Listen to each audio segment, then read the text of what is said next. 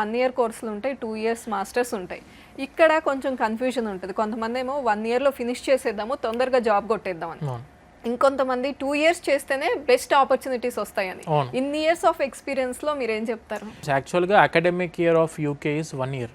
Second year వచ్చేసరికి దాన్ని internship year అంటారు, ప్లేస్మెంట్ ఇయర్ అంటారు. అంటే ఏంటంటే మనం చదువుకుంటున్న టైంలో మనం చదువుకున్న కోర్స్ మీద మనం ఇంటర్న్షిప్ చేస్తే that is nothing but experience. ఆ ఎక్స్పీరియన్స్ సర్టిఫికేట్ కూడా జాబ్కి ఉపయోగపడుతుంది కదా. పార్ట్ టైం అనేది 20 hours లీగల్ అవర్స్ ఉంటుంది పర్ వీక్. అంటే ఒక 1000 pounds వరకు వీళ్ళు పర్ మంత్ సంపాదించుకునే అవకాశం ఉంది. తర్వాత వీళ్ళకు 1 yearలో 3 months వెకేషన్ హాలిడేస్ ఉంటాయి. ఈ 3 months vacation holidays eligible for full time opportunity.